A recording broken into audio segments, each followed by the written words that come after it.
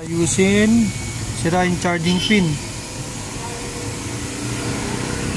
So hindi ko na ikakabit ito.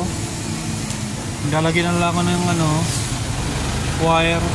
Didirekta ko na lang dito.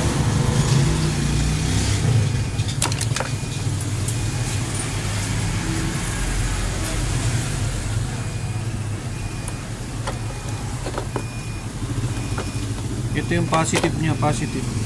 Ito. Negative ba yun? Diyan lang i-connecta yan. Para hindi na masisira. Kasi kung ibabalik pa tong charging pin,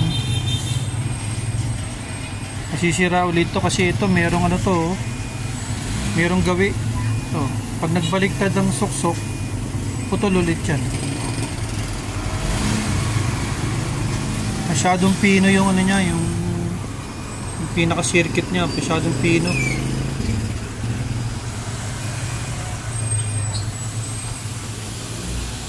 Yan. Ayan na yan. Tapos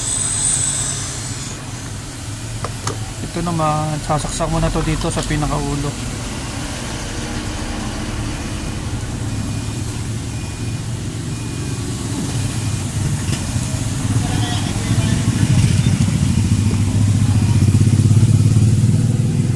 Yan na yan.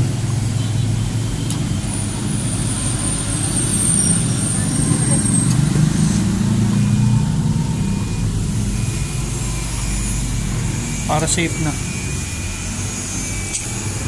Hindi na ulit masisira yan. Ganyan lang gagawin sa mga Bluetooth.